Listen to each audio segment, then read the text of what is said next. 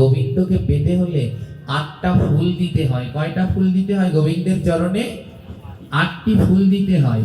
কোন মানুষ যতক্ষণ পর্যন্ত এই 8টি ফুল গোবিন্দকে না দেবে তার গোবিন্দ পাওয়া হয় না। এই 8টি ফুল কি কি জানেন? গোবিন্দের প্রিয় ফুলের মধ্যে এই 8টি হলেন প্রধান। এই 8টি ফুল কি কি?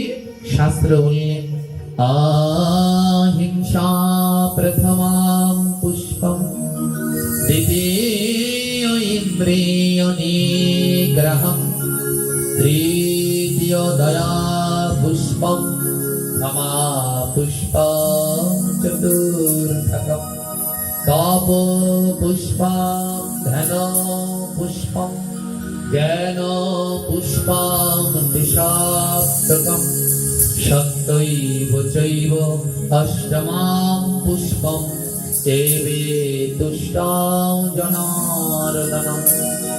গোবিন্দকে জনার্দনকে পেতে হলে 8টি ফুল দিতে হয়। তার মধ্যে প্রথম ফুলটার নাম অহিংসা প্রথমম পুষ্পম। প্রথম ফুলটার নাম কি? জোরে বলুন। অহিংসা। এই গাছ আছে আপনাদের বাড়িতে? আছে? কত ফুলের মালা আনে, এই মাও আবার কেটে এনেছেন, কিন্তু সাহস পাচ্ছেন না দিতে। আর গলা ধরে যায় ওজনে, কিন্তু যেখানেই যাই চেষ্টা, আপনার মালাটাও পরবো, দাঁড়া, এত কষ্ট করে গাঁথলেন, ভয় নেই মা। এবারে এই অহিংসা নামক ফুলের গাছ আছে কারো বাড়িতে? বলি এই গাছটা মাটিতে হয় না, এই গাছটা মনের ভিতরে হয়। গোবিন্দকে পেতে হলে যে 8টা ফুল দিতে হবে, তার মধ্যে প্রথমটার নাম অহিংসা। কারো সাথে হিংসা করো না, কারো সাথে হিংসা করো না। গোবিন্দকে পেতে হলে সবার আগে হিংসা বাদ দিতে হবে। পেরেছি? এই 8টা ফুলের প্রথমটাই তো এখনো দেয়া হলো না। মহাজন সিদ্ধান্ত দিয়ে বললেন অন্য সব জায়গায় হিংসা থাকে থাক, কিন্তু ধর্ম অনুষ্ঠানে, ধর্ম মন্দিরে যেন কোনো হিংসা না। দুঃখ কি জানেন? আজ থেকে এখন সব থেকে বেশি হিংসা হলো ধর্ম অনুষ্ঠানে। এখন সব থেকে বেশি হিংসা কোথায়? ধর্ম অনুষ্ঠানে। ধর্ম মন্দির গুলোতে মন্দির তৈরি হলো সাধু সঙ্গের জন্য, মন্দির তৈরি হলো ভক্তদের আগমনের জন্য। সেখানে যদি ভক্তরাই না আসতে পারে, সেই অনুমতি নাই থাকে, তাহলে আর মন্দিরের কিসের দরকার আছে?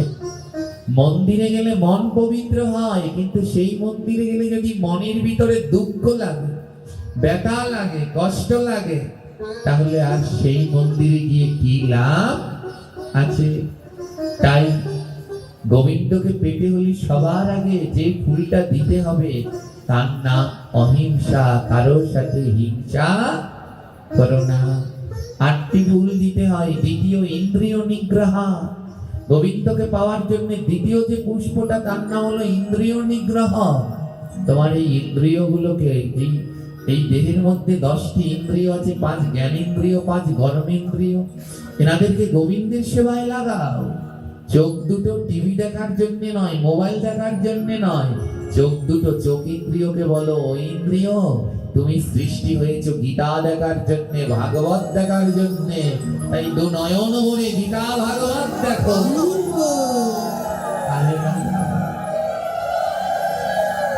আজ এই 8টি ফুলের বর্ণনা আজ দেব না, যদি আবার কোনোদিন দেখা হয় তাহলে সেদিন বলবো। তাই এটা জেনে নিন, গোবিন্দকে পাওয়ার প্রথম ফুলটার নাম অহিংসা। কারো সাথে হিংসা করো না। আজ হিংসায় সমস্ত জায়গায় ভরে গেছে, আর হিংসা যেখানে আছে সেখানে ভগবান থাকে না। গোবিন্দের নববিধা ভক্তি, 9 ভাবে গোবিন্দকে লাভ করা যায়। এর ভিতরে চরণ সেবনে যিনি রয়েছেন, জয়নিতাই আমার অত্যন্ত কাছের এবং পরম প্রিয় একজন মানুষ এখানে এসেছেন, কিশোর বন্ধু। আমার এমনিতেও বন্ধু সে, আমার নামও শেষেও তার বন্ধু রয়েছে। আমি তাকে অনুরোধ জানাবো তিনি যদি কৃপা করে এসে আসন গ্রহণ করতেন। জয় নিতাই গৌর হরি বল। তার আগমনে আমি অত্যন্ত নিজেকে কৃতার্থ বোধ করছি। হরি বল। জয় নিতাই। তো যেখানে আমরা ছিলাম সেই কথার দিকে মনোনিবেশ নেই, ধ্যান দিন। আজ আমাদের যেটা সব থেকে দরকার, এই মন থেকে সবার অগ্রে হিংসাকে ত্যাগ করা। গোবিন্দের সব থেকে প্রিয় এই নববিধা ভক্তিতে 9টি ভাবে গোবিন্দকে লাভ করা যায়। তার ভিতরে চরম সেবন, গোবিন্দের যিনি চরম সেবা করতে, তিনি হলেন মাতা লক্ষ্মী। বলে মাতা লক্ষ্মীর মনেও যদি হিংসা এসে যায়, গোবিন্দ তাকেও রেহাই দেয় না, তাকেও রেহাই দেয় না। ধ্যান দিন। ছোট্ট একটু ভক্ত চরিত্রের মধ্যে দিয়ে 10টা পর্যন্ত আমাদের আলোচনার সময় প্রায় বেজেই গেছে। তো ছোট এই ভক্ত চরিত্রের মধ্যে দিয়ে আজ আলোচনার বিশ্রাম হবে। তখনও এই ব্রহ্মাণ্ড সত্যযুগের পরিপূর্ণ সত্য নিয়ম নিষ্ঠা বিরাজ করছিলেন। সত্য নিয়ম নিষ্ঠার মধ্যে এই ব্রহ্মাণ্ড তখনও বিরাজ করছিলেন। স্বর্গলোকে দেবতাগণ তারাও গোবিন্দের চরণ পাওয়ার জন্য বেকুল। স্বর্গলোকে গোবিন্দের চরণ পাওয়ার জন্য, তার কৃপা পাওয়ার জন্য সবাই বেকুল। আমার স্বর্গের যত দেবতাগণ রয়েছেন তাদের মধ্যে একজন দেবতা, তিনি হলেন বিশ্বকর্মা। হ্যাঁ, জয় নিতাই। শুদ্ধ ভক্তের আগমনে আমরা সবাই মিলে একবার ভগবান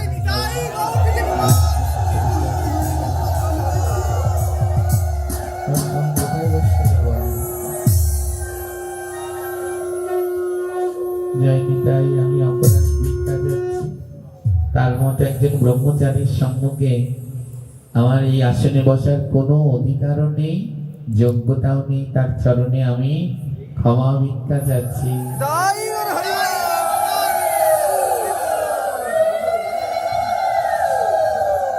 জয় নিতাই। ধ্যান দিয়ে আমরা কথার দিকে। স্বর্গের দেবতা বিশ্বকর্মা, তার বাহন হাতি, একটি গজ। হ্যাঁ, আমার জানেন ওই বিশ্বকর্মা পরম কৃষ্ণ ভক্ত। বিশ্বকর্মাও সাধারণ কেউ। আমরা দেবদেবীর পুজো করি কিন্তু সঠিক নিয়মে করি না। জগতে যত দেবদেবী আছে তারাও গোবিন্দের প্রসাদ চায়। গোবিন্দের প্রসাদ ছাড়া তারা অন্য কিছু চায় না। আমরা লক্ষ্মী পুজো করি, ঘরের ভিতরে লক্ষ্মীর জন্য আলাদা করে ভোগ দিই না। লক্ষ্মীকে আলাদা করে ভোগ দিলে মা লক্ষ্মী কোনোদিনই সেই ভোগ গ্রহণ করে না। কারণ সতী নারী তার স্বামীর প্রসাদ ছাড়া অন্য প্রসাদ গ্রহণ। একটা সময় ছিল মা, আগে স্ত্রীরা কি করতেন, মায়েরা কি করতেন, স্বামী যতক্ষণ না খেতেন ততক্ষণ তারা খেতেন না। যখন মায়ের স্বামীর খাওয়া হয়ে যেত, স্বামী পাতে রেখে দিত, ওটাই মহাপ্রসাদ, ওই উচ্ছিষ্টরা তারা সেবা করত। এখন আর সেটা নেই। হ্যাঁ, এর জন্য আমি একটা কথা বলি, বিধি যে মানে না ব্যাধি তাকে ছাড়ে না। আজ ওই কয়েকদিন পর পর ডিভোর্স ডাইভোর্স ওগুলা হয় কেন? কারণ বিধিবিধান কিছুই মানে না। আজ মন্দিরে আসলেন, ভগবানের মন্দিরে আসলেন, অন্য যেখানে যান যা করেন, আজ মন্দিরে আসছেন, এখানে অন্তত সিঁদুর পরে আসুন। আজ এখানে যারা বসে আছেন 3 ভাগের 2 ভাগের কপালে টিপ দিয়ে রয়েছেন। বিধি মানছেন না, তাই বেধিও ছাড়ছে না। আজ গোবিন্দের মন্দিরে আসলেন, মায়ের মন্দিরে আসলেন, একজন আর মাথায়ও কাপড় নেই। একজন, যে কয়জন আছে সেই কয়জন ভক্তিপথে রয়েছে, যারা সবার মাথার কাপড় খালি। এটা আমাদের ধর্ম শিখায় না। তাই কিছু এখান থেকে শিক্ষা গ্রহণ করুন, নচেত যে বড় ভয়ঙ্কর পরিস্থিতি সামনে অপেক্ষা করছে। বিশ্বকর্মার বাহন হাতি, তিনি পরম কৃষ্ণ ভক্ত ছিলেন। বিশ্বকর্মা যেমন কৃষ্ণ ভক্ত, হাতিটাও ছিল পরম কৃষ্ণ ভক্ত। জানেন, ওই হাতিটা প্রতিদিন সাধু সঙ্গে যেতেন। হাতির চেতনা ছিল, মানুষ হয়ে আমাদের চেতনা হলো না, কিন্তু একটা বন্য প্রাণী হাতি, তার ভিতরে চেতনা হলো। প্রতিদিন হাতিটা ওই স্বর্গে যেখানে যেখানে সাধু সঙ্গ হতো সেখানে সেখানে হাতিটা যেত। আর হাতিটা ও বিশাল বড় দেহ তো, ও মন্দিরের মধ্যে ঢুকতে পারতো না। ওই মন্দিরের দরজার সামনে শুয়ে থাকতো, আর ওই কান দুটো বিশাল বড় বড় কুলোর মতো কান দুটো পেতে থাকতেন গোবিন্দের কথা শ্রবণ করবার জন্য। ওর দেহটা অনেক বড়, কিন্তু নয়ন দুটো খুব ছোট, কিন্তু যখনই গোবিন্দের কথা শুনতেন দুই নয়ন থেকে অজর ধারায় জল ঝরতেন। এই জগতে গোবিন্দকে সবাই পায় না, আমার যার নয়নে জল আছে সে গোবিন্দকে পায়। সিদ্ধ জগন্নাথ দাস বাবাজি তার সেবক জিজ্ঞেস করেছিলেন, সেবক যখন অসুস্থ, বাবাজি জিজ্ঞেস করেছিলেন তুমি কি চাও, তুমি আমার কাছে কিছু চাও? তখন তার সেবক বলেছিল, বাবা যদি আমায় কিছু দিতে হয় তাহলে আমায় আজ মাথায় হাত দিয়ে আশীর্বাদ করুন। আমি সারা জীবন দেখেছি আপনি নিতাই বললে, গৌর বললে, কেউ যদি আপনার কানের সামনে এসে নিতাই বলে, গৌর বলে, আপনার দুই নয়ন থেকে পিচকারির মতো জল ঝরতে থাকে। যদি আমায় কিছু দিতে চান, কেউ নিতাই বললে, গৌর বললে, শুনলেই আপনার নয়নে জল। ও কৃপা তো আর আমার হবে না, আমায় এই কৃপা করে দিন যেন এ বদনে নিতাই বললে, গৌর বললে, দুই নয়নে অজর ধারায় জল। এই কৃপা আমায় করে দিন, এই কৃপা আমায় করে দিন যেন নিতাই বলে, গৌর বলে কাঁদতে পারি। জানেন সেই বনের প্রাণীটা মন্দিরের গেটের দরজার সামনে বসে হরিকথা শুনতো, আর নয়ন জলে ভেসে যেত, নয়ন জলে ভেসে যেত। আর ওই যে বললাম সাধু সঙ্গ না করলে কোনোদিন হৃদয়ের দরজা খোলে না। হাতিটার মনের মধ্যে চেতনা জেগেছে, আহারে আমার কি এ জীবনে গোবিন্দ দর্শন হবে না? দেখতে দেখতে দামোদর মাস চলে আসলো, ভজনের মাস। বিশ্বকর্মার কাছে গিয়ে তার বাহন হস্তি বললেন, হে প্রভু, আমি গোবিন্দ দর্শন করতে বৈকুণ্ঠ ধামে যেতে চাই। বিশ্বকর্মা মাথায় হাত দিয়ে বললেন, এ জগতের দেবতারা তারা নিত্য গীত নিয়ে মেতে আছে, আর তুমি দেবতার বাহন হয়ে বৈকুণ্ঠে গোবিন্দ দর্শনের জন্য যেতে চাও? যাও যাও, আমি তোমায় অনুমতি দিলাম। হাতি বলল, বেশি না প্রভু, আমি 5 দিনের মধ্যেই চলে আসব। একাদশীর দিন রওনা দিলেন, বলে আমি পূর্ণিমার দিনেই আবার চলে আসব গোবিন্দ দর্শন করে। বৈকুণ্ঠের দিকে রওনা দিলেন বিশ্বকর্মার বাহন সেই পরম কৃষ্ণ ভক্ত হাতিটি। আমার দৌড়ে দৌড়ে ওই বৈকুণ্ঠের পথে যাচ্ছে। আজ বৈকুণ্ঠের পথে যখন যাচ্ছে, যাওয়ার সময় হঠাৎ মনে হলো এই জগতে গোবিন্দের কাছে গেলে 8টি জায়গায় গেলে কোনো সময় খালি হাতে যেতে নেই। কয় জায়গায়? 8 জায়গায় জন্ম, মৃত, গুরু, দেব, ভাগবত। কেউ জন্মালে খালি হাতে যেতে নেই, ওই বাচ্চার জন্য কিছু একটা উপহার নিয়ে যেতে হয়। কেউ মারা গেলে খালি হাতে যেতে নেই, একটা তুলসী কাঠ নিয়ে অন্তত তার সমাধিতে দিতে হয়। গুরুদেব আসলে কোনো সময় খালি হাতে যেতে নেই, গুরুর জন্য একটা ফল যা হোক হাতে করে একটা এনে গুরুকে প্রণাম করে দিতে হয়। ভাগবত পাঠে কোনো সময় খালি হাতে আসতে নেই, ওই যে যারা জানে ফুল তুলসী দেখুন মালা করে নিয়ে এসে যারা জানে, খালি হাতে যেতে নেই। আজ গোবিন্দ দর্শনে যাচ্ছে তো হাতিটা মনে মনে ভাবছে, আহারে আমি ভাগবত পাঠে শুনেছিলাম গোবিন্দ দর্শনে, ভাগবত দর্শনে খালি হাতে যেতে নেই। আজ গোবিন্দের জন্য কি নিয়ে যাই? আমি তো বনের জংলা হাতি। হে গোবিন্দ, যারা তোমায় ভালোবাসে তারা তোমায় কত ননি, মাখন, ছানা কত কি দেয়, কিন্তু আমাকে তো তুমি বনের পশু বানিয়েছ। আমার তো তোমাকে দেয়ার মতো কোনো সামর্থ্য নেই প্রভু। আমার বনের জংলা হাতিটা কেঁদে বললো, আমাকে পশু বানিয়েছ, আর এখানে আমার বলতে ইচ্ছে বলতে আমাকে তুমি নরপশু বানিয়েছো প্রভু। ওই বনের জংলা হাতি কেঁদে বলল, আমায় পশু বানিয়েছো, তাই ও তোমার জন্য ভাবে, আর আমি হলাম নর মানুষ রূপ একটা পশু, আমি তোমার কথা একটু ভাবলাম না। আমার কাল কাল করে কাল চলে আসলো, কিন্তু তোমার কথা ভাবা আমার আর হলো না। হে কৃষ্ণ ভক্তগণ, আজ হয়তো বাড়ির পাশে যিনি আছে তাকে ভাগবত পাঠে যাওয়ার জন্য ডেকেছেন, চলো ভাগবতে যাই। উত্তর দিল কি, না না, বাড়িতে কেউ নেই, খালি বাড়ি রেখে যাওয়া যাবে না, ঘর খালি ঘর রেখে যাওয়া যাবে না, বাসায় কেউ নেই। জানেন ওই বাসাকে পাহারা দিলেন, কিন্তু সাধু সঙ্গে আসলেন না, কিন্তু ওই বাসায় আপনার বেশি দিন থাকা হবে না। ওই বাসায় আপনার বেশি দিন থাকা হবে না। আজ এখান থেকে, আজ এই রাত্রবেলায় ভাগবত পাঠ শুনে বাড়ি যাবেন, আর বাড়িতে গিয়ে ঘুমাবেন। যদি কালকে সকালে আপনার ঘুম ভাঙে, সকাল, আর যদি ঘুম না ভাঙে, আপনার পরকাল। একটা রাত্র ঘুম ভাঙলে সকাল, না ভাঙলে পরকাল। যেই জীবনে একটা রাত্রের গ্যারান্টি নেই, সেই জীবনে ঘর থেকে বেরোতে চাইলেন না। আজ আপনি যদি এখানে মারা যান, এখান থেকে যাওয়ার পথে মারা যান, এত ঘর বাড়ি বাসা ফ্ল্যাট কিনেছেন, এখান থেকে যাওয়ার পথে মারা গেলেন, আপনার লাশটা বাড়িতে নেবে, কিন্তু ঘরে আর উঠাবে না।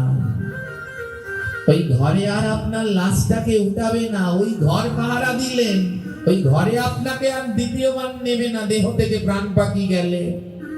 কিন্তু আপনি মারা যাওয়ার সময় আপনার সাথে যদি সোনার কোনো জিনিস থাকে, টাকা থাকে, মোবাইল থাকে, ওই আত্মীয় স্বজনরা সেইগুলো ঘরে নেবে, কিন্তু আপনাই নেবে না।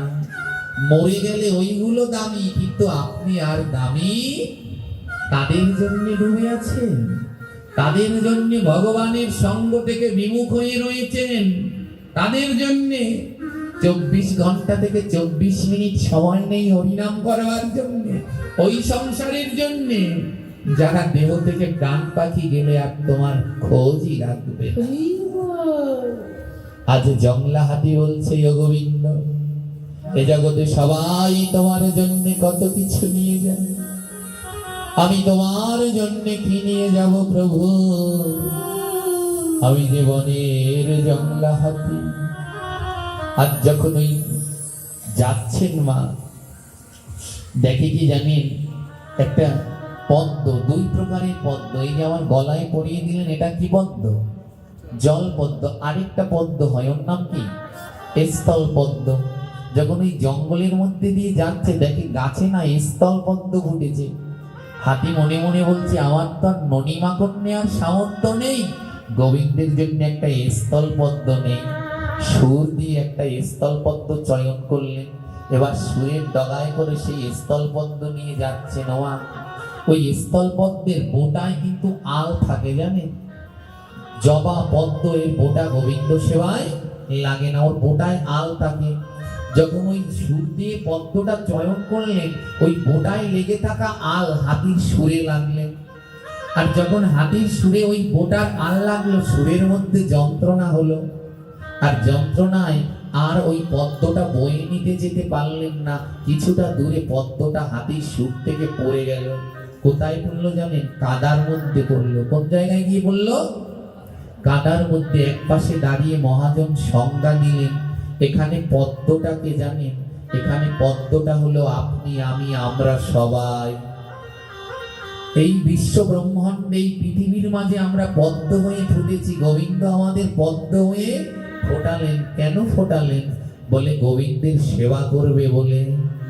এই পৃথিবীর মাঝে আমরা পদ্ম হয়ে ফুটলাম, গোবিন্দের সেবায় লাগবো বলে। কিন্তু দুঃখ কি জানেন?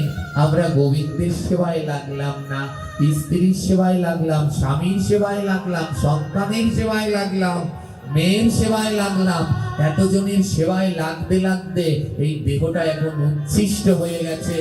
আর উচ্ছিষ্ট কি কোনোদিন গোবিন্দের সেবায় লাগে? এই দেহটা উচ্ছিষ্ট হয়ে গেছে, তাই আর গোবিন্দের সেবায় লাগা হলো না। হাতিটা কাঁদছে, আরে ও গোবিন্দ, আমি কত বড় দুর্ভাগ্য দেখে যাও, তোমার জন্য একটা পদ্ম ফুল নিলাম, পদ্মটা তোমার সেবায় লাগলো না প্রভু, কাদায় পড়ে গেল। কোথায় পড়লো মা? কাদায় পড়লো কেন? কাদা কি? এখানে কাদা মানে সংসার। কাদা মানে কি? কাদার মধ্যে যদি একবার গেলে যায়, পা দুটো গেলে যায়, তাহলে ওঠা কষ্ট কিনা, জোরে বলুন। আর যদি কাদা খুব গাঢ় হয়, তাহলে আর ওঠাই যায় না। এখানে পদ্মটা পড়লো কাদার মধ্যে। কাদা মানে সংসার, পদ্মটা মানে আমি। বলে এই সংসার নামক কাদার মধ্যে পড়ে গেছি, তাই বারবার চেষ্টা করেও আর এই সংসার কাদা থেকে উঠতে পারছি না। গেঁথে গেছি আমি সংসার কাদার মধ্যে। আমি বারবার চেষ্টা করে ওই সংসার কাদা থেকে আর উঠতে পারছি না। এই সংসার একটা কাদার মতো মা, যত নামবেন ততই মেখে যাবেন, ততই জড়িয়ে যাবেন। আর একবার যদি সেই কাদার মধ্যে গেড়ে যান আর আপনি উঠতে পারবেন না। তাই হাতিটা পদ্মকে ডেকে বললেন, ও পদ্ম, কাদায় কেন পড়লি? ধুলায় পড়তে পারতি না? ধুলা কি? বলে ভক্তের চরণে যা আছে ওর নাম ধুলা। ও দেহ ওই সংসার কাদায় না পড়ে ভক্তের চরণ ধুলায় কেন পড়লি না? আজ হাতিটা দুই নয়নের জলে বলছে, আমার হলো না রে ভক্তের সেবা, আমার হলো না রে ভক্তের সেবা, আমার হলো না রে ভক্তের সেবা, আমার হলো না রে ভক্তের সেবা। আমার মানব জীবন বিফল গেল, আমার মানব জীবন বিফল গেল, ওই ভক্তের সেবা না হলো। ওই ভক্তের রাধে না হলো। তোমরা দাও দাও ভক্ত চরণ ধুলি, তোমরা দাও ভক্ত চরণ ধুলি, তোমরা দাও দাও ভক্ত চরণ ধুলি, তোমরা দাও ভক্ত চরণ ধুলি। আমি মুখে যেন গৌর গৌর বলি, আমি মুখে যেন গৌর গৌর আমি মুখে যেন নিতাই নিতাই বলি, আমি মুখে যেন নিতাই নিতাই বলি। আমি সংসার জ্বালায় জ্বলে মরি, আমি সংসার জ্বালায় জ্বলে মরি।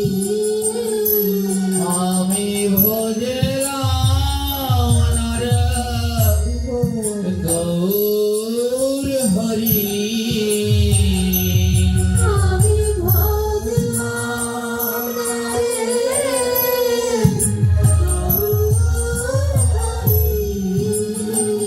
ও ভক্ত, আমি এই সংসারের মধ্যে ডুবে এখন এই সংসার জ্বালায়